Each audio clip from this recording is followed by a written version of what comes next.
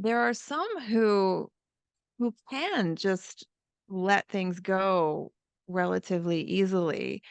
I know for me, it actually has been a lot of work. It Mm.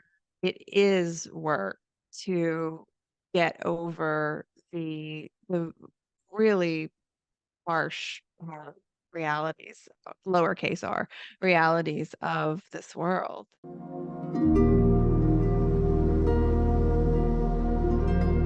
I've been able to partner with Headspace to bring you a special 14-day free trial to explore all Headspace has to offer. You can think of Headspace as your mind's best friend. Through science-backed meditation and mindfulness tools, Headspace helps you create life-changing habits to support your mental health and find a healthier, happier you. Headspace is proven to reduce stress by 14% in just 10 days. It can also help you relax your mind in minutes, improve focus, and get the best sleep ever. To access your 14-day free trial, simply click the link below or head over to chrissykdm.org/headspace. I'd like to welcome a very special guest to the show today. She is the executive director at the Circle of Atonement, Emily Bennington. Welcome to the show. Thanks so much for having me. I'm happy to be here. I'm so excited to have this conversation with you today. I've been looking forward to it since we planned it. I have a lot of inquiries about the course and specific topics. But before we dive in, would you share with the listeners a little bit about your journey?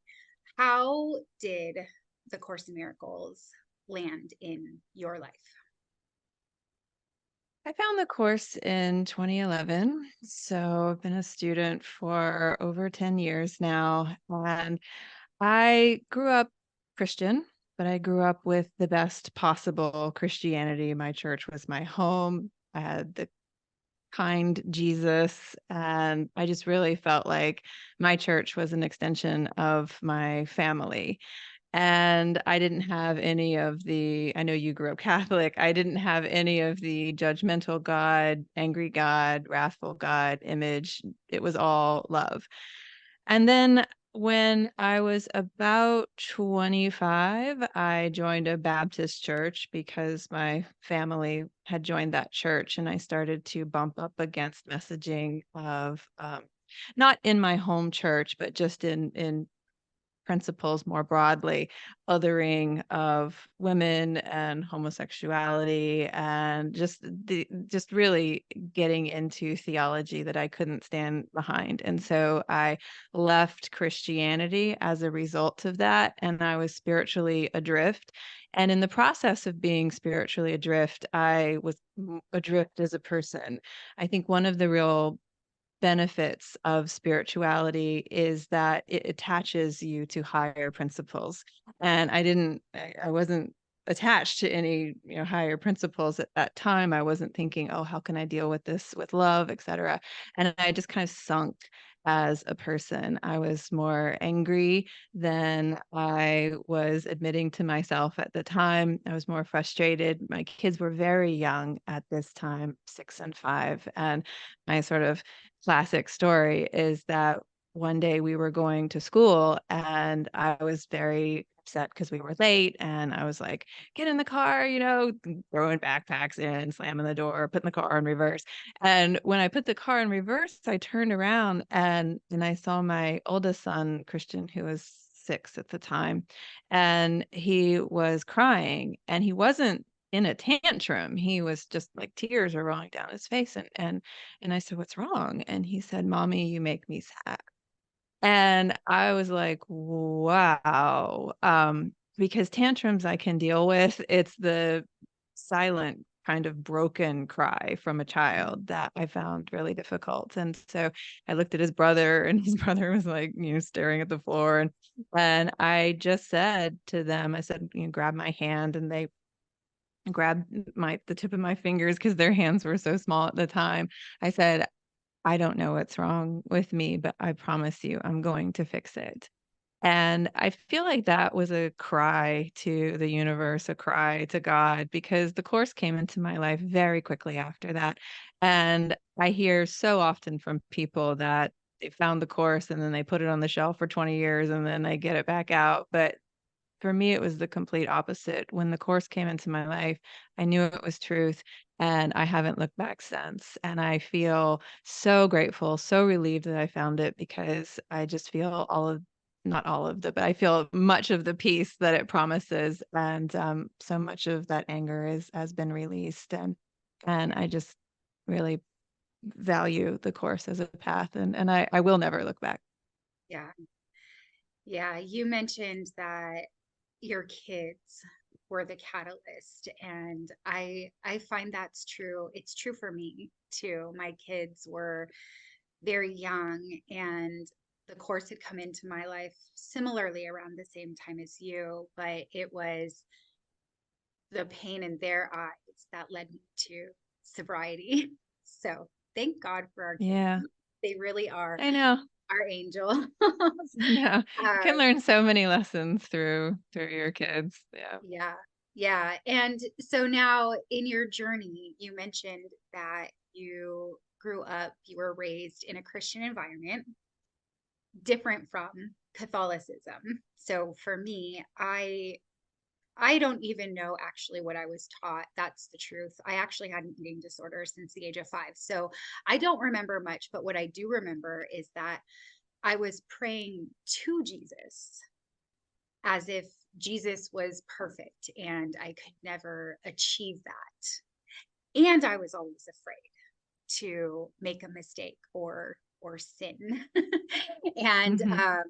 as I found the course and sobriety, so step 3 in the 12 steps is turned our lives over to the care of God as we understood him. And the course really opened up my understanding of God and Jesus. So I'd love to dive in and talk about some of these concepts today. Yeah. Do you want to talk about God and Jesus? Yeah. Now, Jesus it's channeled. The Course in Miracles is channeled by Jesus, correct? Well, the course was channeled by Helen Chuckman Yeah. from the author who claims to be Yeah. Jesus. Yeah. Got it. Okay. So I noticed when I read it, I feel something different when I read the course. Do you have that experience too? I do. And that's why I picked up the course, knew immediately that it felt like truth to me, and never looked back. But you mentioned God and Jesus, and I would like to say a few things Yeah. about those concepts. Yeah, Um, if absolutely. if you're okay with that, because Yeah. I do. I mentioned that I grew up with the best possible Jesus and the best possible God. And the reason why that was the case is because they were unconditionally loving. I was taught unconditionally loving God and unconditionally loving Jesus. Mhm. And so often, the way that we're taught about God is that he's an authoritative figure that is a little frightening, a little scary, wrathful, judgmental, etc. And the Course's God is just 100% the opposite of that. And I do think that, you know, that kind of God is very out of fashion now. And it's part of the reason why Christianity is experiencing such a free fall in its members, is because people are tired of feeling under the thumb of that God. But what's ended up happening is when people have left Christianity, we still have that call to be home, right? There's still this thing in Yeah. us that wants to be attached to higher values, as I was saying earlier. And Yeah. so when we're a little adrift, we go into spirituality.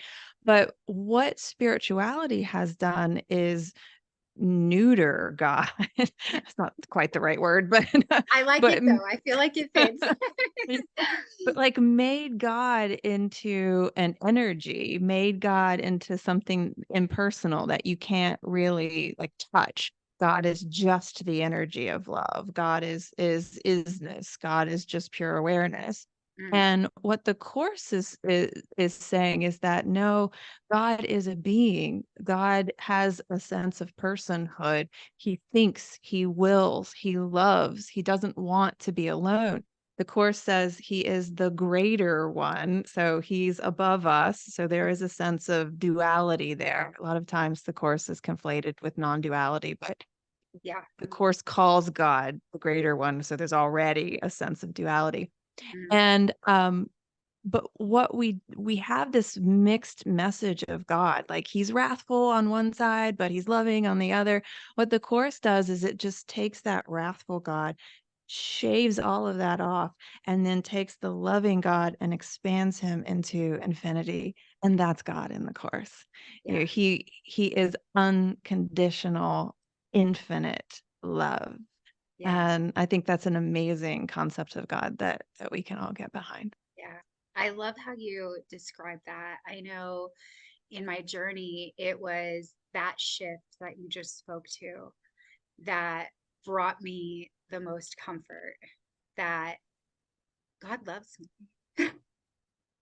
Mhm. And, I kind of too went adrift for a while, but I wasn't atheist. I just literally didn't think about religion or spirituality or God or anything. And when you mentioned that yearning was in me, and I was seeking it through all kinds of different external sources, drugs, alcohol, boys, whatever, Food, yeah. food. Yeah.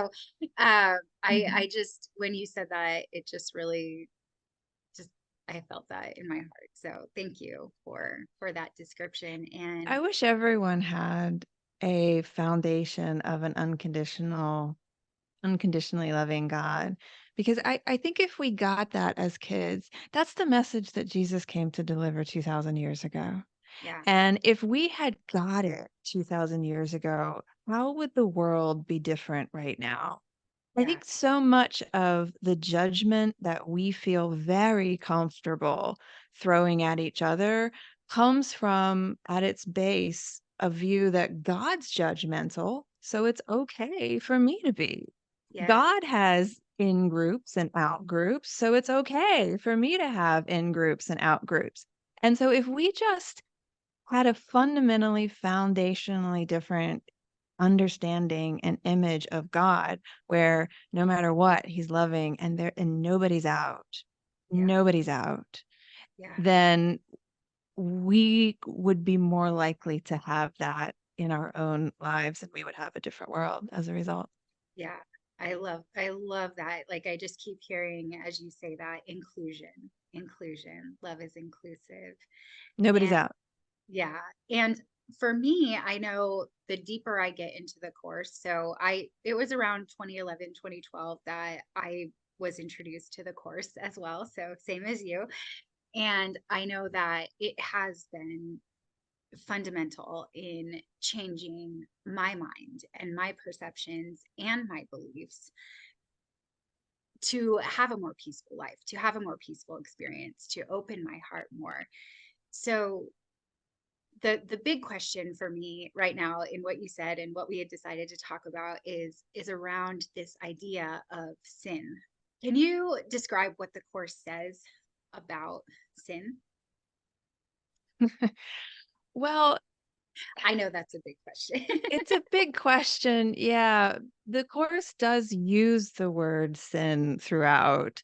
However, the Course has a completely defined version of it. So we like to think of sin as being something that blackens one's soul and you carry that with you forever. In the Course, sin just means you made a mistake. Mhm. You can't truly make yourself sinful from a Course perspective. And that is a foundational Course teaching, that your true nature is always sinless. The Mhm. Course says that the universal curriculum, if you boil it down, is God's Son is guiltless. Mhm. And that's another way of saying God's son is sinless. And that's again, just really, really pivotal foundational idea in the course. And if you give me 1 second, I would like to unpack that for Yeah, just a minute. Because what the course is saying is not that we aren't psychologically sinless or guiltless. We can actually do things to each other that are extremely damaging and extremely hurtful on the level of form. And we're all hyper aware of that. But what the course is saying is that underneath what the body's eyes tell you as is true is the truer truth. And the truer truth is that you are still as God created you.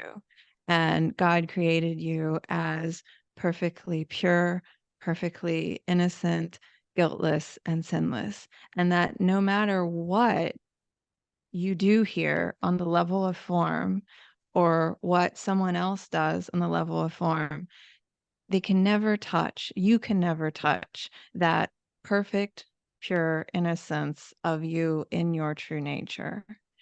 And that's, again, if we really let that in, then we would understand that all the things that we take so seriously on the level of form, um, it's not that we completely disregard them. I want to be very clear about that. But it's that we can look beyond the errors of other people, what we call sin, to the truth of who they are. And when we can do that, then we're seeing other people in their true nature. That's what heals them. And when they're healed, we're healed. And so a lot of people like to say, well, that's just spiritual bypassing. That's gullible, that's naive. And I agree with Marianne Williamson on this topic, where she says it's naive to think that we can continue to judge and criticize and beat each other into submission and think that that is what's going to ultimately heal the world. It's not. The only thing that's going to heal is our love. And that's, we're loving when we see past others' behaviors to the truth of who they are. yeah, yeah. There is a lot to unpack there, because there's so much coming up for me in what you just said. I know that when I first started to get the concepts around being whole and perfect and complete, and that it's not even possible that I could sin, and that all my mistakes can be corrected, that was really hard for me to wrap my head around, even though I felt it to be true and I was excited. It was like an avenue of relief that I could let myself off the hook a little bit, and give more love to myself. And when you mentioned the spiritual bypassing, there was this picture that came up for me, because when I see the concept being used as spiritual bypassing, it's not actually being worked. Like, when you really look at someone when they've made an error and see it as yourself and accept it as yourself, that's hard work. Like that from what we're used to, that takes a lot of commitment and connection to God. Would you agree? I would agree, and I would also paint a little bit of a distinction. Yeah. So, yes, in the grand scheme, we are all one. Mhm. The course does teach that there is distinction within the oneness, which means that even in heaven, we will maintain some sense of our individuality. And Mhm. so it's not like when I see someone else misbehaving, it's that I'm just seeing something faulty. They're not actually misbehaving. It's just an error within my own mind that they could ever do that. Mhm. I think that what the Course is pointing us towards is a mental perception where we're able to look at the misdeeds of someone else and the misdeeds of ourselves and say, okay, that actually, happened on the level of form. This is happening in the world. On one level, it's painful on the level of our experience, and on another level, it's not ultimately real.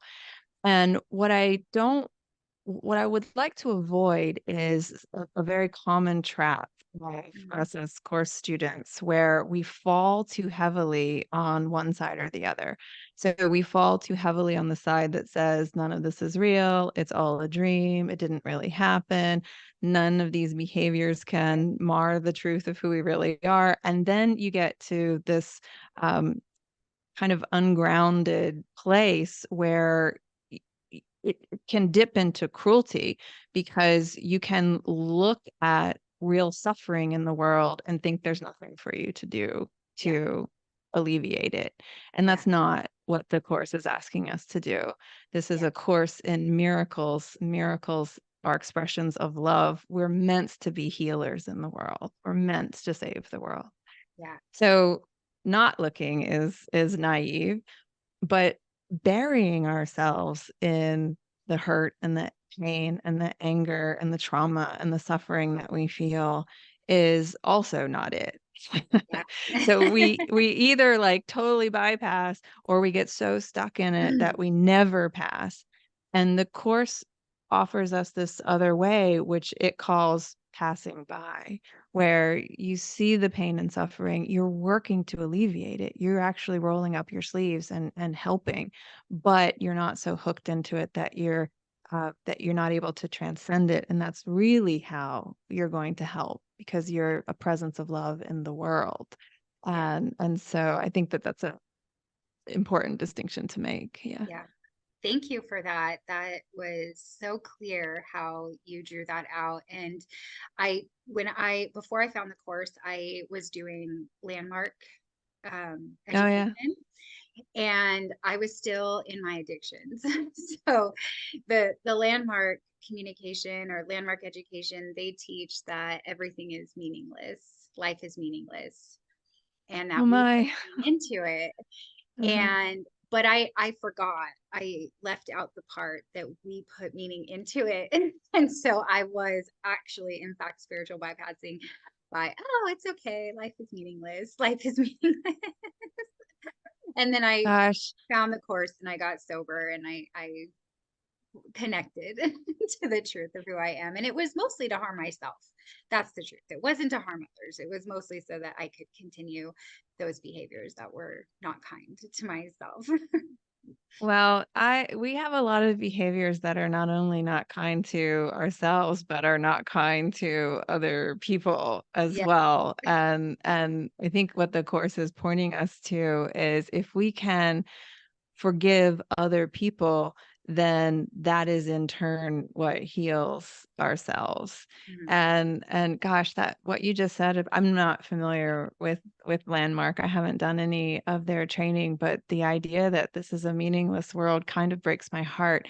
And it goes into some of what I hear in the Course community, where I have to, I can look out at a world of pain and suffering and war and death and illness and say, okay, well, the problem is really just in my own mind, or I wouldn't be seeing these things in the world.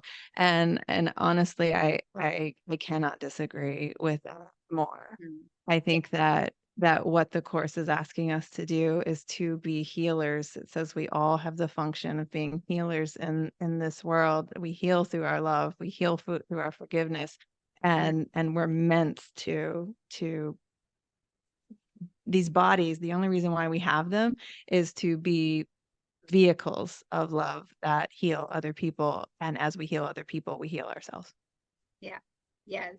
Yeah. So the landmark education, they do seminars, and I just want to clarify that's not the only thing it teaches. It teaches consciousness, but where I was in my journey, that's how I interpreted it. It's easy to do, right? If we don't have a guide, or if because we're all interpreting everything through our own filters. And so that's why we're having these podcasts, so that the truth can actually be spoken and interpreted. But that is what my mind did with it. And there are concepts in the course that are actually parallel or similar. And it was through the course that I remembered connecting to my heart and seeing we do put meaning into this world. And we can heal each other. And as we do that, we heal ourselves. And so it brought me to a deeper connection, which I loved how you mentioned the bodies. Now, the way I understand the course is that our bodies are learning devices, they're vehicles. The way that I interpret it is that our bodies are what keeps or maintains the illusion of separation. Mm-hmm. And Yeah. so I'd love it if you could speak about that for a little bit. Yeah, the body's a really big topic. We're in the process now of doing a course on what the course has to say about healing, Mhm. because healing is one of the big topics in the course as well. And so when you're talking about healing, the course is referring to physical healing, healing the body. And Mhm. so we get really into like, well, what is the body and what is it really doing here? And what's interesting about all of this together is that in the course, you're not aiming for the healing of the body, you're aiming for the healing of the mind. And when you heal your mind, healing of the body follows. So you aim for mental healing and physical healing follows. And the reason why I'm bringing that up is because so often we like to think, okay, well, there's a well body and then there's a sick body. And oftentimes as course students, we may even like go further and say, well, well bodies are more spiritually superior than sick bodies because if your sickness is in your mind, then you must be sick in your mind to create a sick body. And what I have really had a good time sharing in the healing course is that the course itself says that we're all sick or we wouldn't have made these bodies in the first place. And so the course has some really interesting teaching on the body that there's a line in the psychotherapy supplement that says something like only patients come here, meaning like you're already insane or you wouldn't be in this body. Yeah. And so the work of our spiritual journey is to go home, to take our minds home, um, and we're in these bodies to learn the lessons that we need to learn to hasten that journey. And we're also in these bodies to be a medium. These bodies are a medium of love that we can use to express that love to other people. If I hug you, for example, that's a very healing thing. And so we can use these bodies for good or ill, but we're already sick or we wouldn't be in this body to begin with. Yeah. Yeah. I know. I remember when I read that all sickness is a condition of the mind. So it opened me up a lot to see, oh, right. Our bodies do what our mind tells it. True. That's true. And Well, I just wanted to be very clear that we're not saying not to use medicine. right. Yes. So whenever, I didn't know is that where you were going? No, actually, I was gonna go into you mentioned the word insane. Mm-hmm. And from a course perspective, I know exactly what you mean by that. But for someone who might not be listening, I was gonna go in that direction to see if we can make a distinction between what what it means when we use the word insane. Because we're not telling people you're insane. I know it's funny because I do have a really bad habit of like dropping these really big concepts and then, kind of leaving them too. there, and people are like, well, wait, what? Can you like unpack that, please? Yeah. Let me just say something on medicine really quick, because whenever I come close to the topic of sickness, that is a big metaphysical bomb that I don't want to just walk away from. We are absolutely not saying to not take your medicine. That has been a really misunderstood idea. The Course, when it speaks of medicine, calls it magic, which only means that it works on the level of form. It doesn't get to the cause of sickness, which is in the mind.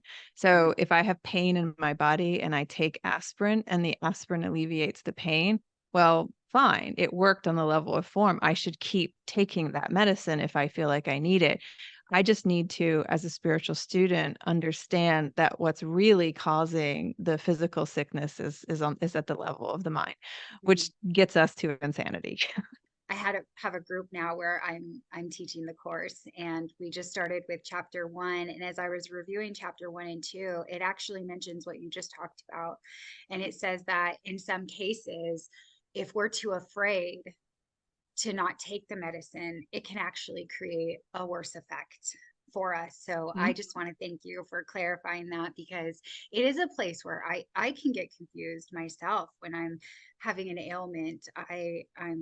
I know medicine is magic, and so then I sit and ask, do I take it or not? I don't know.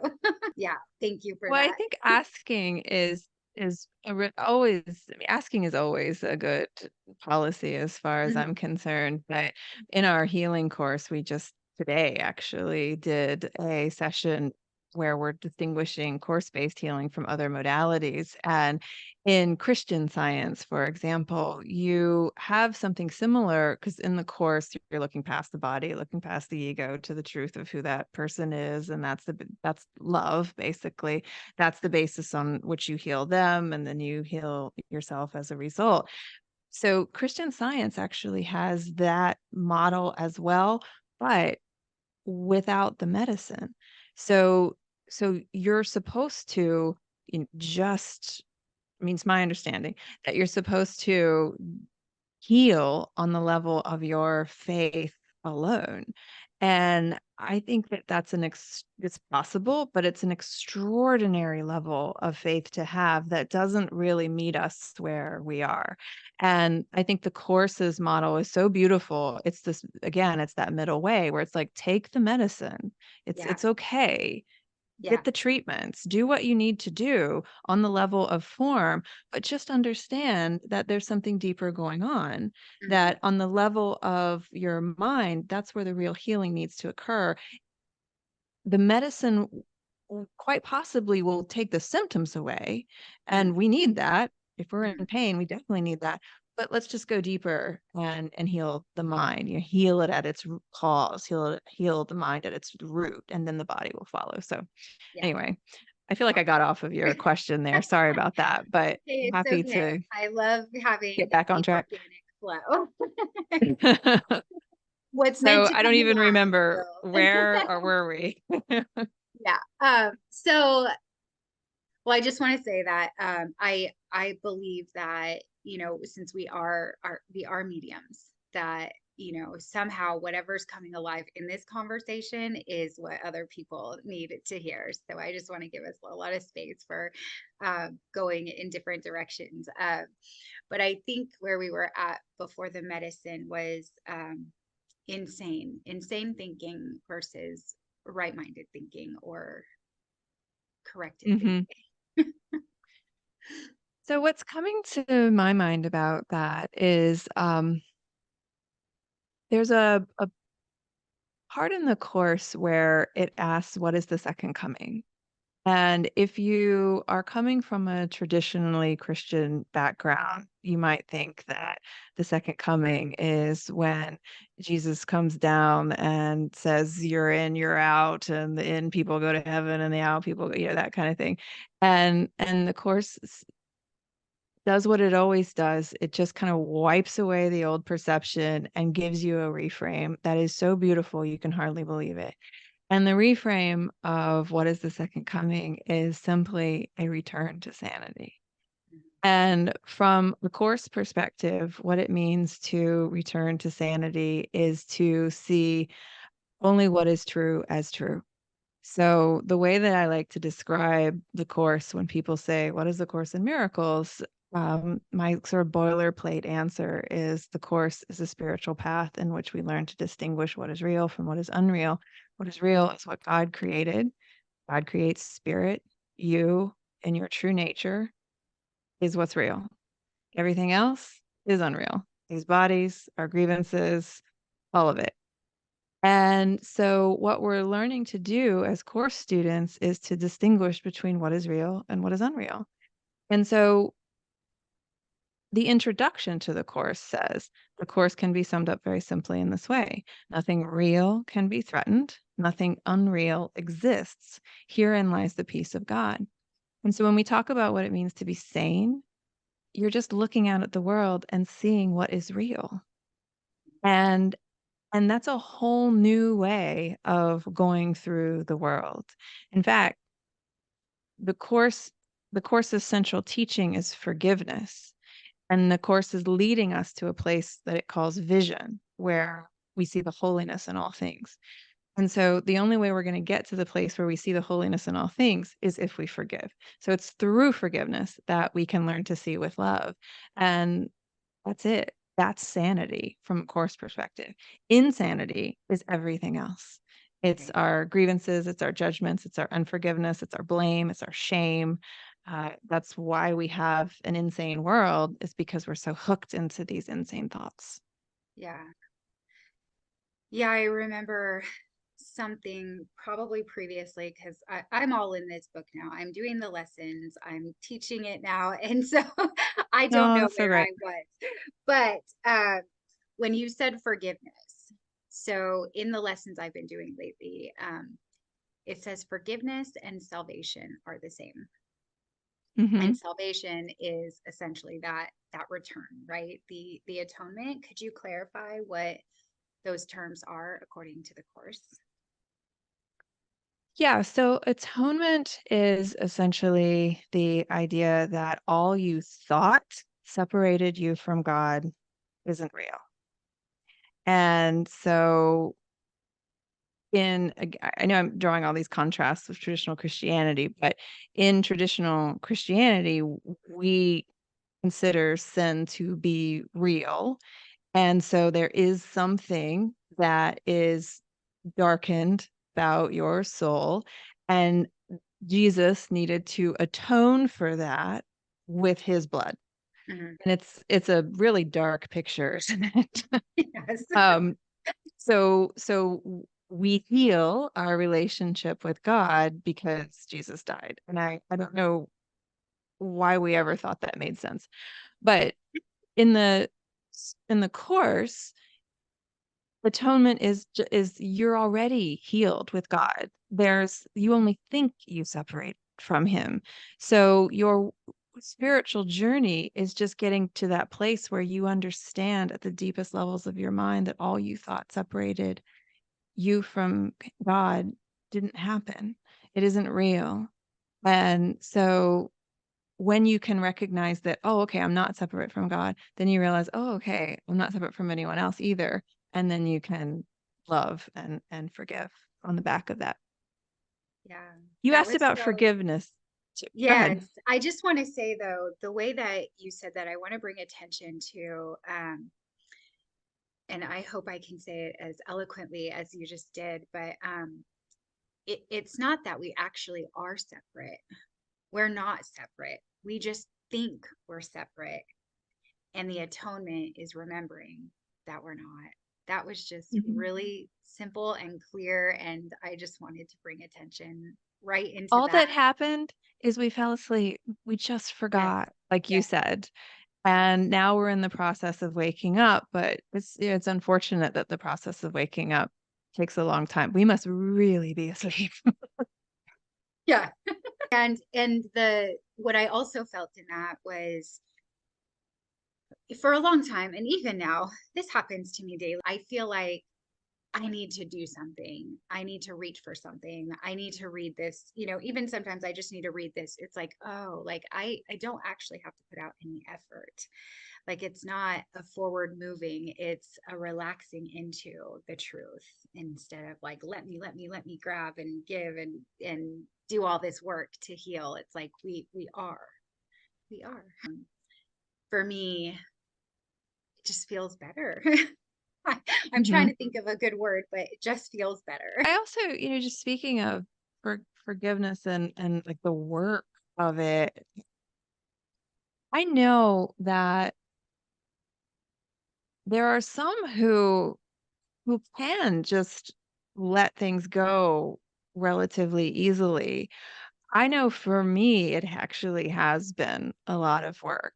It Mm, it is work to get over the really harsh realities, lowercase r, realities of this world. And so, for just saying, for me, it has been a tremendous amount of work to say, you know what, you did this thing, and I'm gonna love you anyway.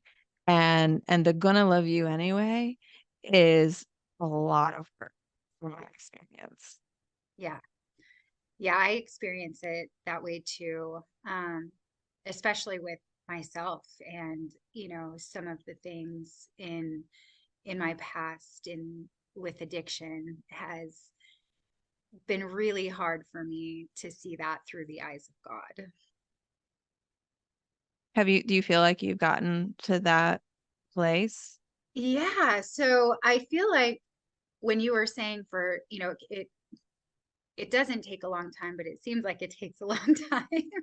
I noticed the first few years of my journey, maybe, I don't know, there was a point. So I went to treatment in 2008 for an eating disorder, and that's really where it started. I got sober in 2013. And I would say some 2, 3 years ago is for me where I feel like all the work I had done, just something clicked differently, and Mm. it's easier now, a little softer. I mean, I'm one of those people who have a hard time letting go of stuff. Yeah. But like, there's something that changed. Yeah.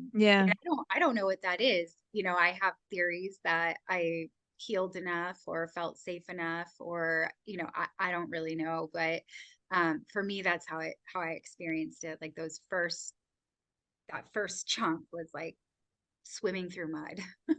Yeah. Well, it's funny how everyone's healing journeys are different. Mhm. I think that if you talk to 10 women, you're going to have a large percentage of those women who have had an eating disorder. And I don't mean to isolate women in particular. It's just anecdotally, it's always been my experience with my friends who tend Mhm. to be girls Yeah. that there are, you know, varying levels of what I would consider to be eating disorder. Mhm. And I had in college a debilitating compulsive overeating disorder. Mhm. And it lasted for years and years and years. And it was really dark period of my life. And so I Yeah. do have, and my heart kind of goes out to anyone who's gone through that, because Yeah. as with any kind of addiction, there's this idea that like we'll just stop eating or Yeah. just start eating and you Right. realize, wow, or just like stop drinking. And it's like, well, it's not quite that simple. I will say that in my eating disorder healing, the course was instrument it came in and as soon as the course entered my life, I feel like the eating disorder completely went away. I kept this idea of, do you want to be host to God or hostage to the ego? And with my disorder, as with all addictions, you're obviously hostage to the ego. And I just decided I didn't want to do that, and it kind of fell away. What you were Yeah. saying before about like Yeah. surrender, it just went away. Mhm. With forgiveness, I have actually found that to be a a lot, like an incremental mountain to climb. Every day gets just a little bit better and a little bit better. Nothing is falling away as easily as I would like it to. So it's weird how, some Yeah. things are work, some things aren't. Yeah. I want to say another thing about eating disorders because I didn't know it was going to come into the conversation today, but I do feel like um the collective view is, that just stop eating or just start eating. And there's not a lot of conversations about that. And even in my journey, so my timeline, 2008, I went to treatment for the eating disorder, and 2013 is when I got sober from drugs and alcohol. So I was in addictive behaviors for the huge first part of my life, the first 3 decades. And what happened for me in the rooms of AA, when women would come to me and ask me how I healed for my eating disorder, I went to treatment, but I got out and relapsed right away. I found out I was pregnant with my second child and it fell away. It just Wow. was gone. Yeah. Mhm. And I just find it interesting that happened for you too. I mean, the day before I found out I was pregnant with her, I was on my hands and knees. I was on the phone with treatment centers saying, I've relapsed. I'm going to die. Can you take me? And so I see that as a point of some sort of surrender. But the day I found out I was pregnant, I never had an urge to binge or purge or starve or overeat since. And it's, I don't know. When people ask me, I say, I don't know. I don't know. I God. know. The same. Yeah, it's really funny that we have that in common because I almost feel guilty being like it just kind of went away. Mhm. And same thing, like very, very, very painful suffering Yeah. around it. Yeah. I mean, this is probably way TMI, but I mean, I used to eat so much that I couldn't even like sit down. I would have to sit down like I was pregnant. Yeah. And when you're killing your body like Mhm. that, it is, and you can't stop, you know. And it's Yeah. the same thing. People are like, well, why don't you just stop eating? And it's like, well, first of all, most of it was in secret. And two, um, it's not that easy. But Yeah. then it did just kind of, yeah, I do think I believe in mental alchemy. I do believe that you can ask for healing and that it can work in your mind Yeah. outside of your conscious awareness. Yeah. Yeah.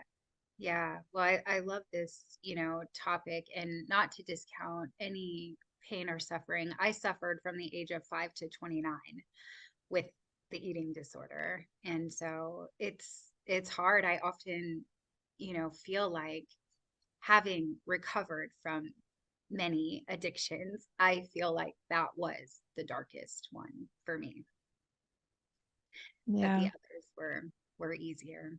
So, I feel you. Yeah. yeah. So when you said that, I was like, we have to talk about this right now. I don't know why, but someone is Well, going to hear something. yeah, I mean, I guarantee you there's someone listening who's also either starving themselves or doing what I used to do, going to 3 different drive-throughs because you're Mm, too embarrassed to order that much food yeah, from any one of them. I did that And too. I was yeah, bulimic and anorexic, and I did that too. Yeah. yeah. So just anyone who's listening, there is healing available to you, whether it's incremental, like what I was Yeah. saying, related to forgiveness, or spontaneous, where it can. But it's amazing that that one could have that experience, and that we both have it. It's even more amazing where what plagued you and caused so much suffering can just fall away almost overnight. Amazing. Yeah. And to bring this back to forgiveness, um, like how you just said, you went to drive through to drive through to drive through. I did the same thing. I didn't want anyone to think I was eating all this food. And, Right. Yeah.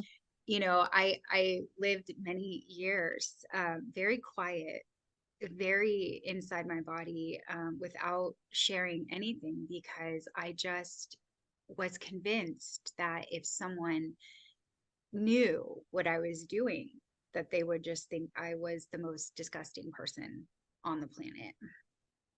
Mm-hmm. And when we talk about the course and forgiveness, it it was a lot to be able to look at, some of these old behaviors and look upon myself with love. Mm-hmm. I get it. I really do. And Yeah. I think that we were talking about forgiveness a minute ago, and there's the idea that, I mean, in the course, really, we're forgiving other people, and that's the basis on which we forgive ourselves. It's Yeah. not so much that we put our oxygen mask on first and forgive ourselves so that we have the reserves to forgive other people. It's the Yeah. course just totally reverses that. But Mm. you can take that idea and apply it to yourself. So when we're trying to forgive other people, we're saying, to ourselves that whatever it is that they did has no ultimate effect. It can't change the truth of them. It can't change the truth of us. It's not part of their true identity. And so whatever it is that they did didn't come from the truth in them. And we can apply that to ourselves too. Like whatever these maladaptive behaviors are that we have, they're not coming from the truth in us. Yeah. And we can just kind of get on our knees and say, help me to see the truth and trust that something in us can shift if we do that enough. Mhm. Yeah. That's great that you brought that in, because it wasn't it wasn't me. It was me making a choice to listen to the ego that wants to kill me.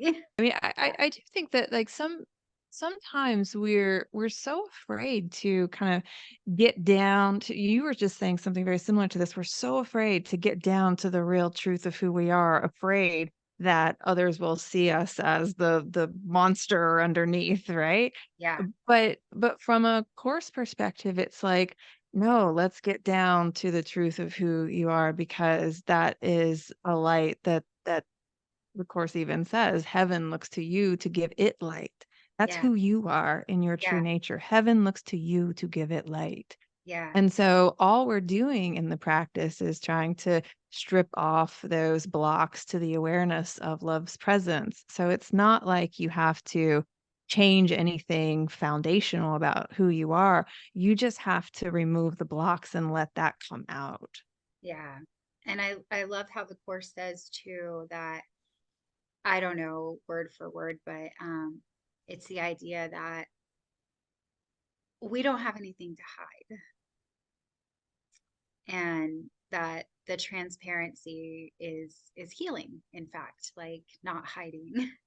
Which is why, I've taken all my experience, and AA is built on experience, strength, and hope. And so, I've healed enough to not feel, disgusting, or um, feel like I'm going to be judged if I share those things now, but when I was in Mhm. them, there was no way I was going to share. Well, it's in the psychotherapy supplement of the course, and even when it talks about healing, it talks about how you don't have to be enlightened in order to help someone else heal.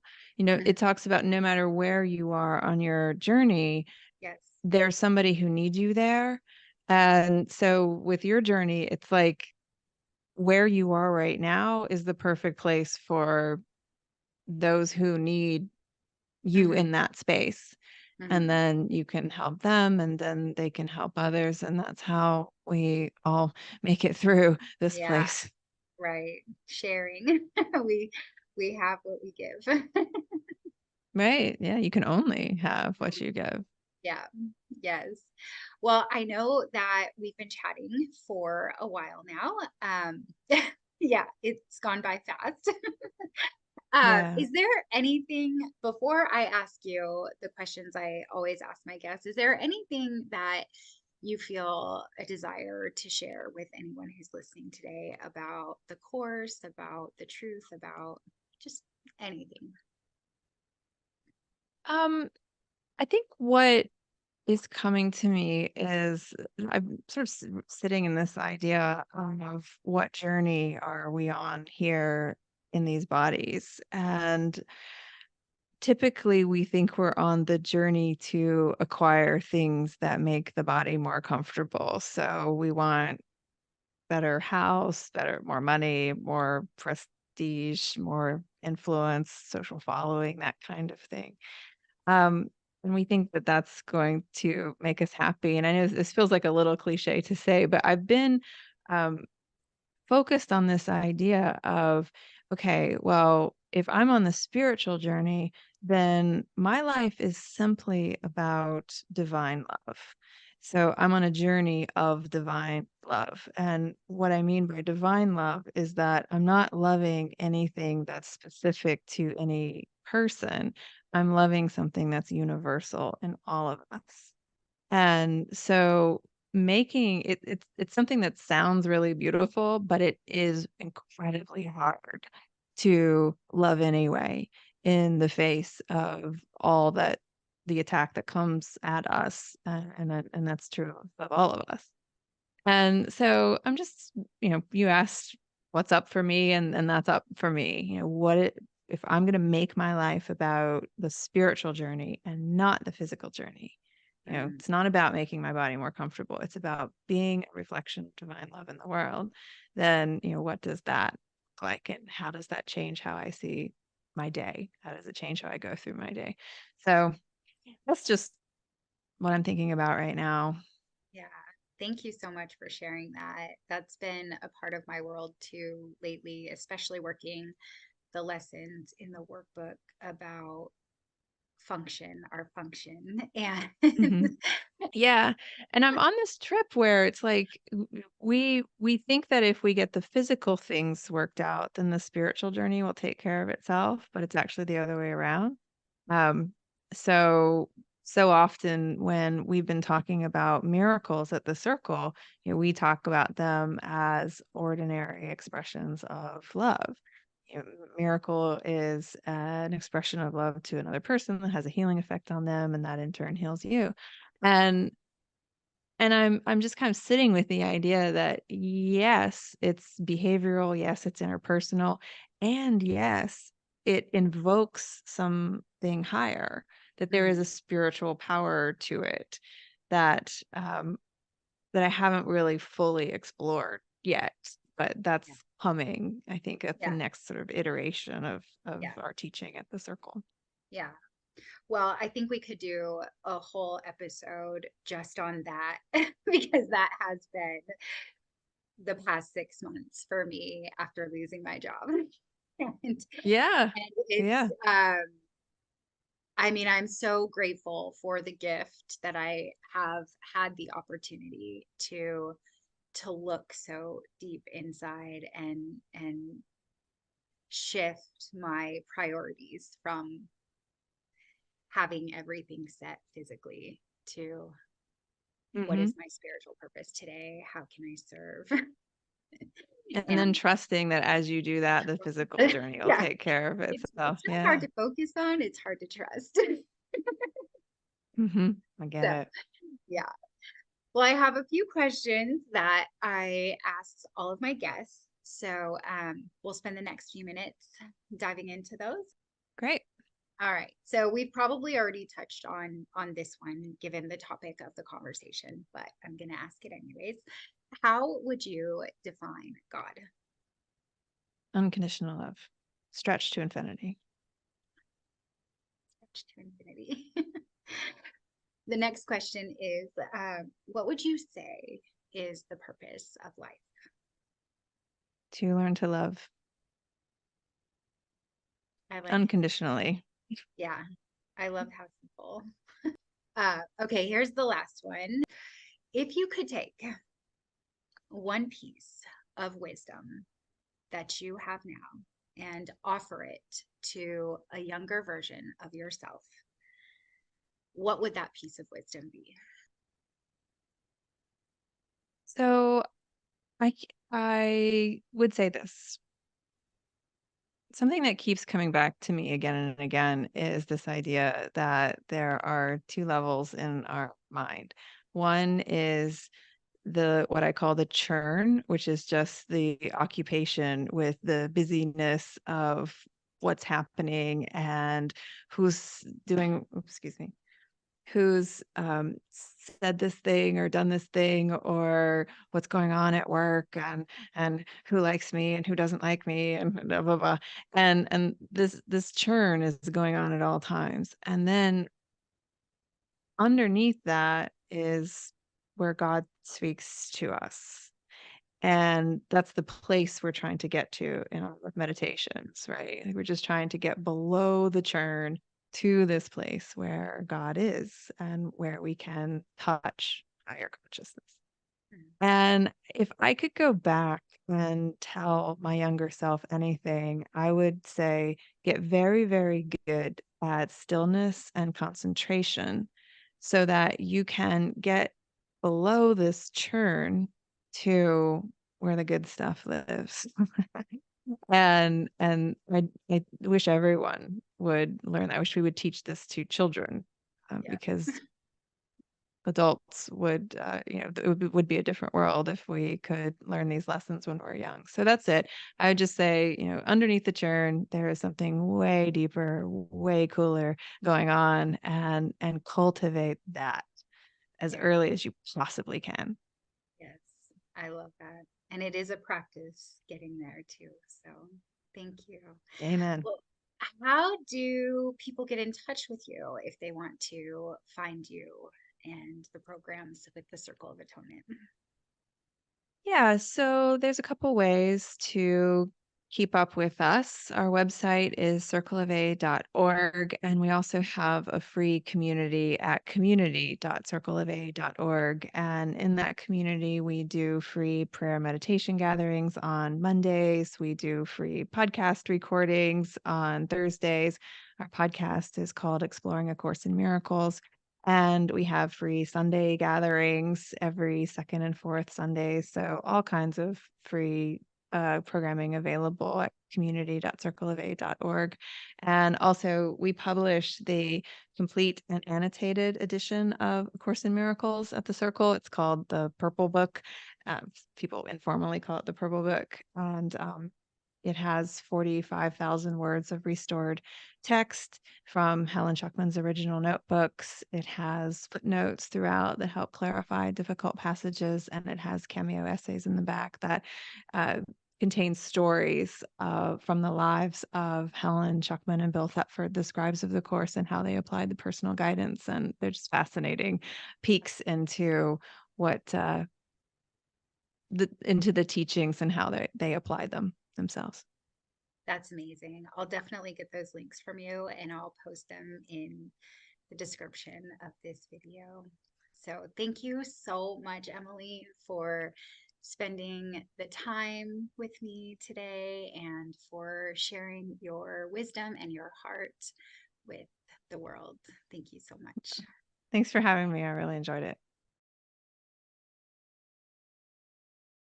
I would like to personally thank you for tuning in to this episode.